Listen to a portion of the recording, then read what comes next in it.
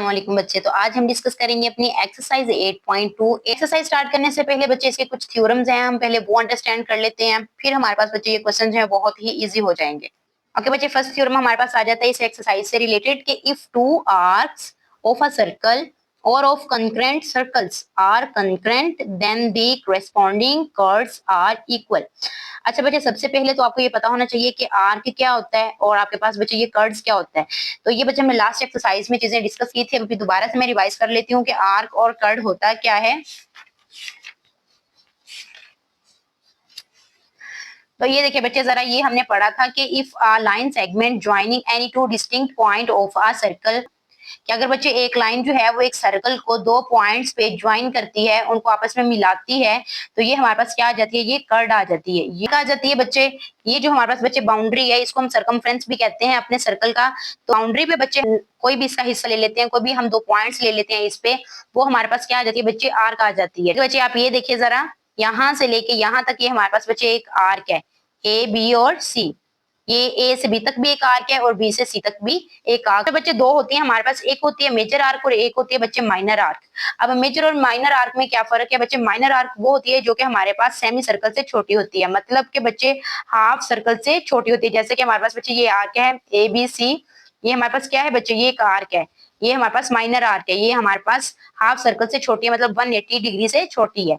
और जो बच्चे हमारे पास जो है वो हाफ सर्कल से ज्यादा हो, 180 डिग्री से ज्यादा की हो, वो आर्क हमारे पास कौन सी आ जाती है, वो मेजर आर्क आ जाती है। ओके बच्चे, अब हम अपने थ्योरम को डिस्कस कर लेते हैं कि आखिर इसमें वो क्या कह रहे हैं। वो कह रहे हैं कि बच्चे कि if two arcs of a circle are concurrent, क्या बात कर रहे हैं कि बच्चे किसी भी सर्कल की या फिर दो कंकरेंट सर्कल्स, जरूरी नहीं है कि एक ही सर्कल में, आप दो ऐसे सर्कल्स भी ले सकते हो जिनका रेडियस, मेजरमेंट्स, एवरीथिंग सेम हो। दो सर्कल्स में भी आप ये चीज डिस्कस कर सकते हो और एक सर्कल में भी ये चीज देख सकते हो कि अगर तो आपके पास जो दो आर्क्स हैं सर्कल की वो कंकरेंट है, वो एक जैसी हैं। यहाँ पर देखें, मैं इसकी एक आर्क लेती हूँ, मैं यहाँ से बच्चे एक आर्क लेती हूँ, ये इधर तक, ठीक है, यहाँ तक बच्चे, ये मेरे पास ए बी आर्क आ गई, ठीक हो गया। अब एक और आर्क में ले लेती हूँ यहाँ तक, ये मेरे पास बच्चे आ गया बी सी आर्क आ गया, ठीक हो गया। यहाँ पे मैं सी ले लेती हूँ, ये दो मेरे पास बच्चे आर्क हैं।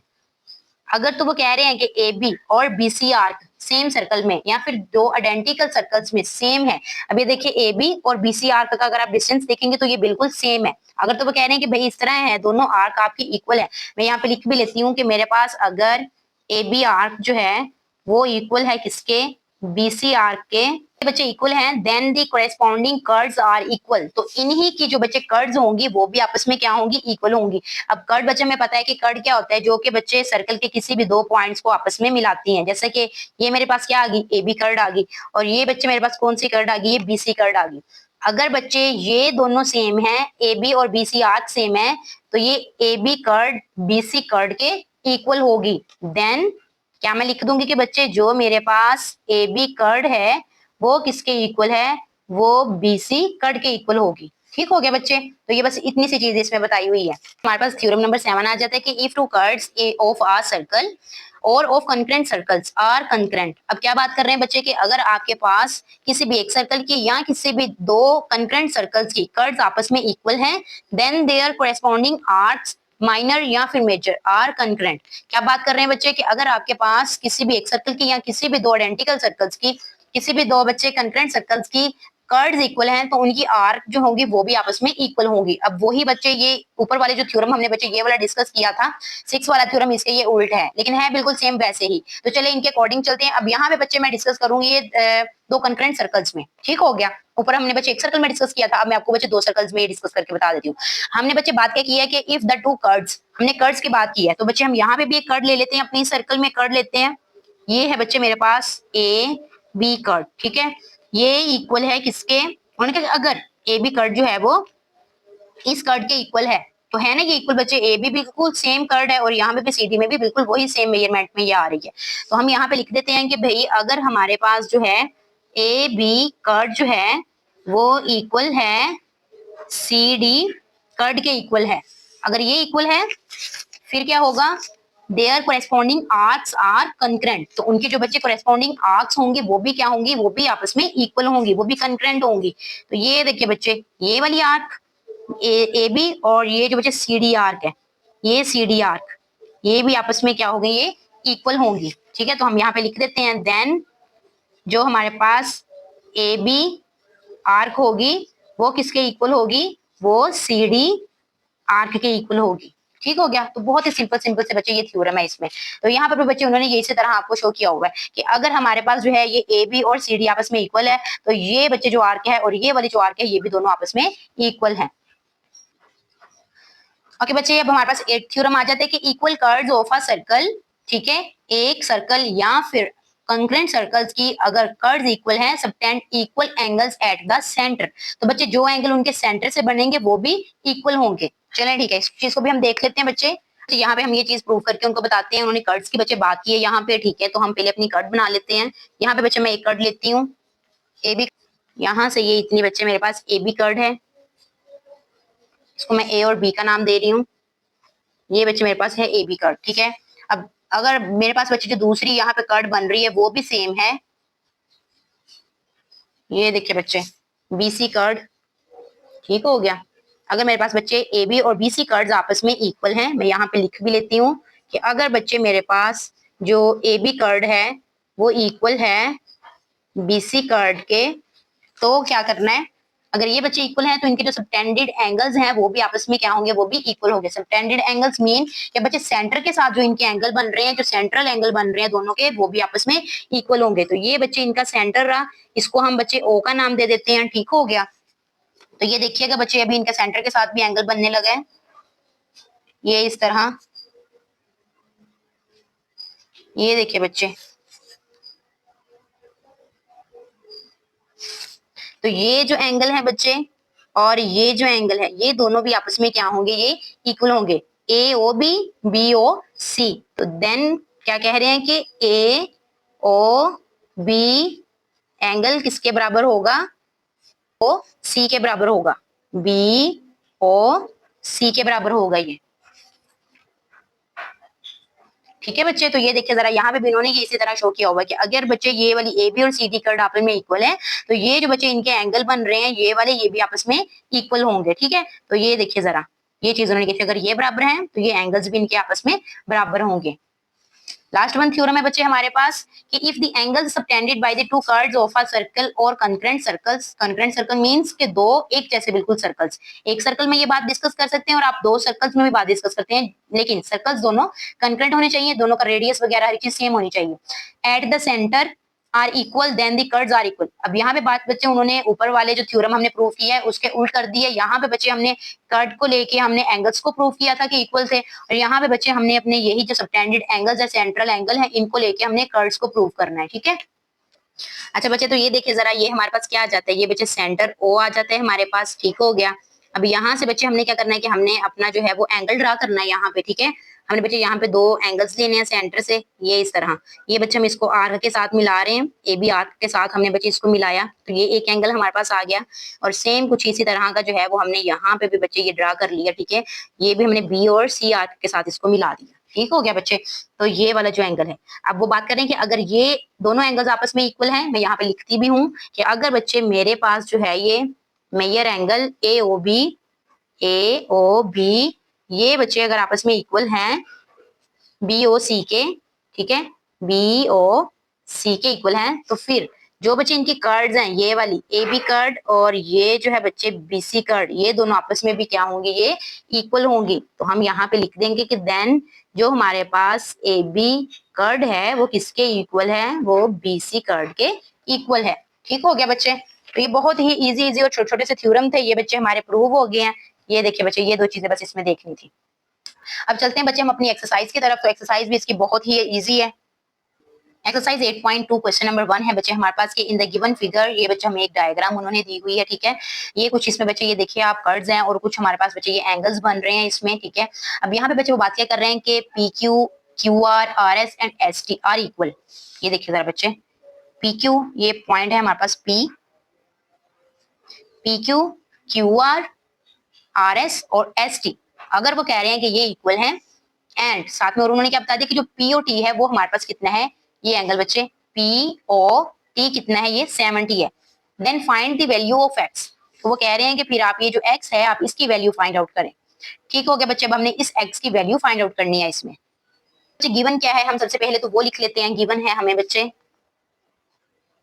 हम यहाँ पे लिखते हैं कि हमें भाई उन्होंने ये बता दिया है कि पी क्यू किसके इक्वल है, क्यू आर के इक्वल है, और क्यू आर आर एस के बच्चे इक्वल है, और फिर ये किसके इक्वल है, ये बच्चे एस टी के इक्वल है।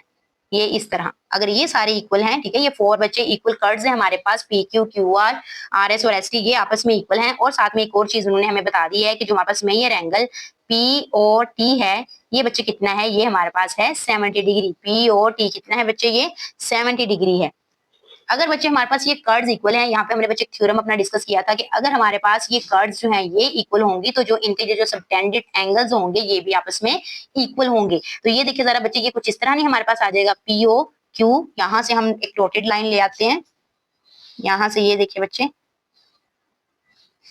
अगर बच्चे ये कर्व्स इक्वल हैं तो ये जो इनके सबटेंडेड एंगल्स हैं ये भी तो फिर आपस में इक्वल ही होंगे बच्चे। ये इतना ये हमने बता दिया। तो ये देखिए बच्चे, कर्व्स इक्वल हैं, इट्स मीन कि P O Q Q O R R O S S O T ये भी आपस में क्या हो जाएंगे, ये इक्वल हो जाएंगे। अब साथ में हम लिख देंगे कि भाई अगर ये इक्वल हैं देन हमारे पास जो पी ओ क्यू है ये भी इक्वल है किसके, क्यू ओ आर के, ठीक है, ये किसके इक्वल है, क्यू ओ आर के बाद ये आर ओ एस के इक्वल हो जाएगा, आर ओ एस, तो आर आर ओ एस बच्चे किसके इक्वल हो जाएगा, एस ओ टी के इक्वल हो जाएगा, is equal to S O T. ठीक है बच्चे, तो एंगल एस ओ टी के ये बराबर होगा। और इन सबको बच्चे हम किसके इक्वल ले रहे हैं, इन सबको बच्चे हम थीटा के इक्वल ले रहे हैं। जब एज अ थीटा ले रहे हैं तो अब हम लिखेंगे कि जो हमारे पास बच्चे टोटल एंगल होगा वो कितना आ जाएगा, total angle around point O कितना बन रहा है बच्चे, P O Q Q R R O S S O T और साथ में क्या है पीओटी, इन सबको बच्चे अगर हम ऐड कर लें तो ये हमारे पास टोटल एंगल आ जाएगा। और हमें ये भी पता है कि बच्चे जो हमारे पास कंप्लीट सर्कल होता है वो कितने, उसमें कितना एंगल होता है, टोटल 360 होता है। तो अब हम इन सबको ऐड करके किसके इक्वल कर देंगे, 360 के इक्वल कर देंगे। अब ये सारे बच्चे हमारे पास क्या है, ये थीटा है ना, तो इन सबको मैं बच्चे ऐड करने लगी हूँ। अब हम इसको इस तरह लिखेंगे कि P O Q plus Q O R plus R O S plus S O T plus ये वाला पार्ट भी बचे P O T B, P O T, इन सबको ऐड कर दें तो किसके इक्वल आ जाएगा, ये 360 डिग्री के इक्वल आ जाएगा। इन सबकी वैल्यूज बच्चे क्या हैं, थीटा है, थीटा थीटा, बट इसकी वैल्यू बच्चे कितनी है, 70 डिग्री है। ये हमें ऑलरेडी गिवन थी कि पीओटी कितना होगा, ये 70 डिग्री होगा। ठीक हो गया। अब यहाँ पे कितना है हमारे पास, 360 डिग्री है। ये बच्चे ऐड किए तो कितने हो गए, ये हो गए बच्चे 4 थीटा हो गया, और ये है प्लस 70 डिग्री। अब ये जो बच्चे हमारे पास 70 डिग्री है, ये इधर आके क्या हो जाएगा, ये सब्ट्रैक्ट हो जाएगा, 360 डिग्री माइनस 70, तो यहाँ से बच्चे आंसर कितना आ जाएगा, 290 डिग्री आ जाएगा फॉर थीटा। थीटा की बच्चे हमें वैल्यू चाहिए तो हम 290 को जो है वो 4 पे डिवाइड कर देंगे। 4 पे डिवाइड करने पे बच्चे हमें इसका आंसर मिल जाएगा 72.5। ये इतना बच्चे हमारे पास थीटा का आंसर आ रहा है। इट्स मीन कि ये बच्चे हमारे पास कितने हैं, 72.5 72.5 72.5 और 72.5। बट हमने बच्चे फाइंड आउट क्या करना है, हमने एक्स फाइंड आउट करना है। और एक्स बच्चे कितनी वैल्यू है, वो हमारे पास वैल्यू है आर ओ टी, मतलब ये सारा पार्ट, ये इतना कंप्लीट पार्ट है, आर ओ टी की ये वैल्यू है हमारे पास एक्स। ठीक है, तो ये बच्चे अब हमने फाइंड आउट करनी है। तो बच्चे एक्स हमने देखा कि हमारे पास एक्स किसके इक्वल है बच्चे, 2 थीटा के इक्वल है। ठीक है, तो हम यहाँ पे लिख लेते हैं इसको 2 थीटा। अब थीटा की बच्चे हम इसमें वैल्यू पुट करेंगे। थीटा की वैल्यू हमारे पास कितनी आई थी, 72.5। तो यहाँ पे बच्चे मैं लिखती हूँ 2 इंटू 72.5, इसको हम मल्टीप्लाई करते हैं तो आंसर हमारे पास कितना आ जाएगा बच्चे, 145 डिग्री। तो ये बच्चे हमारे पास एक्स की वैल्यू आ गई है। क्वेश्चन नंबर 2 आ जाते हैं बच्चे हमारे पास के in the given figure find the value of x and y. बच्चे एक्स और वाई की हमने वैल्यू फाइंड आउट करनी है और ये हमारे पास बच्चे गिवन फिगर है। तो फर्स्टली बच्चे जो यूज होना है हमारे पास वो ये वाला थ्योरम इसमें यूज होना है कि equal curves of a circle subtend the equal angles. Curves equal हैं तो सबटेंडेड एंगल्स भी क्या होंगे, उनके बच्चे इक्वल होंगे। तो ये देखिए बच्चे जरा, इसमें हम पहले बच्चे x को फाइंड आउट करेंगे, y के लिए हम लहदा से अपना थ्योरम जो है वो यूज करेंगे इसमें। ये देखिए बच्चे इक्वल कर्व्स हैं, ए बी बी सी और सी डी, ये आपस में बच्चे इक्वल है। इक्वल कर्व्स हैं, ये देखिए उन्होंने हमें ऑलरेडी बताया हुआ है कि ये भाई इक्वल हैं। अगर ये बच्चे इक्वल हैं तो ये जो इनके सबटेंडेड एंगल्स हैं जो कि सेंटर के साथ बन रहे हैं वो भी आपस में क्या होंगे, वो भी इक्वल होंगे। अभी बच्चे हम लिख लेते हैं कि हमें गिवन क्या क्या है इसमें। हम लिखते हैं गिवन, ठीक है। तो सबसे पहले जो चीज बच्चे हमें गिवन है, उन्होंने ये बता दिया है कि जो ए बी कर्व है वो किसके इक्वल है, वो बी सी के इक्वल है, और आगे ये किसके इक्वल है, ये सी डी के इक्वल है। ये सारी आपस में इक्वल है। तो अब बच्चे हम अपने थ्योरम का भी रेफरेंस दे देते हैं कि हम जानते हैं कि जो इक्वल कर्व्स होती हैं, equal curves subtended equal angles eight the centre.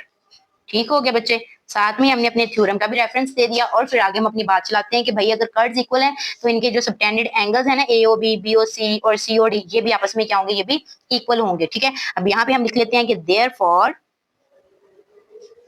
जो हमारे पास ये एंगल आ रहा है ए ओ बी, ये किसके इक्वल है, बी ओ सी के इक्वल है, और फिर नेक्स्ट ये किसके इक्वल है, ये सी ओ डी के इक्वल है। तो ये इस तरह बच्चे तीनों एंगल्स भी जो है हमारे वो भी आपस में इक्वल हो गए। अगर आप गौर करें तो ये देखिए जरा, ए ओ बी और बी ओ सी, ये उन्होंने बच्चे सारे का ए की वैल्यू दे दी है। इस सारे की कितनी वैल्यू दी है, 154। ए ओ सी बच्चे उन्होंने हमें कितना दे दिया है, 154 दे दिया है। अगर हम बच्चे हम इसको इस तरह लिखें कि हमारे पास ये चीज इस तरह है, ए ओ बी प्लस करें बी ओ सी में, तो किसके इक्वल है ये, 154 के इक्वल है। हमने एक और चीज भी यहाँ पे पढ़ी है कि ये सारे आपस में क्या है, इक्वल भी हैं। तो यहाँ से बच्चे हम इसकी प्लेस पे ए ओ बी भी तो लिख ही सकते हैं ना। तो यहाँ पे हम लिखेंगे ए ओ बी प्लस ए ओ बी। ये कितना हो जाएगा बच्चे, ये हो जाएगा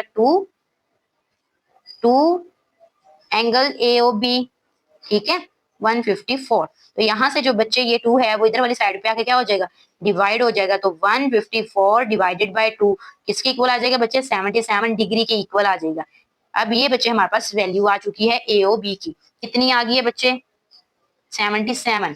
अगर बच्चे ये इतना 77 है तो ये भी कितना हुआ, 77। अगर ये दोनों 77 के हैं तो ये भी फिर कितने का हुआ, ये भी बच्चे 77 का हुआ। तो यहाँ से बच्चे ये चीज प्रूव हो गई है कि ये COD है वो भी कितना है, वो भी 77 है। तो यहाँ पे बच्चे हम लिख देंगे कि जो हमारे पास COD एंगल है जिसको हम x कह रहे हैं वो भी किसके इक्वल है, वो भी बच्चे 77 के इक्वल है। तो x का आंसर बच्चे आ गया हमारे पास 77 यहाँ पे। अब चलते हैं हम अपने नेक्स्ट वैल्यू की तरफ। अब हमने बच्चे y फाइंड आउट करना है, ठीक है। ये हमारे पास क्या है बच्चे, आर्क है, ये वैल्यू सारी है आर्क। y की वैल्यू बच्चे किसमें पड़ी है, आर्क में पड़ी हुई है। हमने बच्चे एक अपना थ्योरम पढ़ा था कि 2 equal curves of a circle have their corresponding arcs are concurrent. अगर बच्चे कर्व्स आपके पास इक्वल हैं तो जो उनकी कोरेस्पोंडिंग आर्क्स हैं वो भी आपस में क्या होंगे, वो भी इक्वल होंगे, वो भी कंकरेंट होंगी आपस में। अब ये है बच्चे हमारे पास कि अगर बच्चे ए बी बी सी और सी डी ये बच्चे कर्व्स आपस में इक्वल हैं तो जो इनकी आर्क होगी ए बी बी सी और सी डी की वो भी आपस में इक्वल होंगी। तो यहाँ पे बच्चे हम लिखते हैं कि by using theorem 2 equal curves have the equal corresponding arcs. अब बच्चे इक्वल कर्व्स हमारे पास कौन कौन सी थी, ये थी बच्चे हमारे पास ए बी है। अगर ये बच्चे आपस में इक्वल हैं बी सी कर्व के, ठीक है, और सी डी, ये सारी बच्चे आपस में इक्वल हैं, देन जो बच्चे आर्क होगी हमारे पास ए बी आर्क वो किसके इक्वल होगी, बी सी आर्क के और सी डी आर्क के। ये भी बच्चे क्या होंगे, ये भी सारी आपस में इक्वल होंगी। ठीक हो गया। अब यहाँ से बच्चे अगर देखते हैं तो हमारे पास जो है वो ए बी आर्क की वैल्यू कितनी गिवन है, 3 सेंटीमीटर बच्चे गिवन है। तो मैं यहाँ पे लिख देती हूँ कि मेरे पास जो ए बी आर्क है वो कितनी है, वो बच्चे 3 सेंटीमीटर गिवन है। इस तरह है ना बच्चे। ये जो टोटली बच्चे हमारे पास बी डी आर्क गिवन है वो कितनी गिवन है, वो y के इक्वल है। ठीक है बच्चे। अगर हमारे पास ये तीनों आपस में इक्वल है, अगर ये 3 है तो ये भी बच्चे कितनी होगी, ये भी 3 सेंटीमीटर होगी। ये कितनी होगी, ये भी बच्चे 3 सेंटीमीटर होगी। अब बच्चे हम इनकी वैल्यू फाइंड आउट करते हैं। हमें वैल्यू फाइंड आउट करनी है बच्चे बी डी आर्क की, बच्चे वैल्यू हमें फाइंड आउट करनी है। तो यहाँ पे बच्चे हम लिखते हैं बी डी आर्क बच्चे हमें फाइंड आउट करनी है। और ये किसके इक्वल है, सम बच्चे ये किस किसका है, ये सम है इधर से बीसी आर्क और सी डी आर्क का। ये इन दोनों का बच्चे सम है और इन दोनों की वैल्यूज कितनी है, 3 सेंटीमीटर 3 सेंटीमीटर। तो ये दोनों ऐड करेंगे तो बच्चे कितना हो जाएगा, ये हो जाएगा 6 सेंटीमीटर। तो ये बच्चे हमारे पास आ गया है y का आंसर। तो बी डी बच्चे हमने पढ़ा था कि बी डी किसके इक्वल है, ये y के इक्वल है। तो ये बच्चे हमारे पास इसका आंसर आ गया। ठीक हो गया बच्चे। तो ये बच्चे हमने y का आंसर भी फाइंड आउट कर लिया है। बी डी आर्क का बच्चे आंसर हमारे पास कितना आ गया है, 6 आ गया है। y की वैल्यू हमारे पास बच्चे कितनी आ गई है, 6 आ गई है।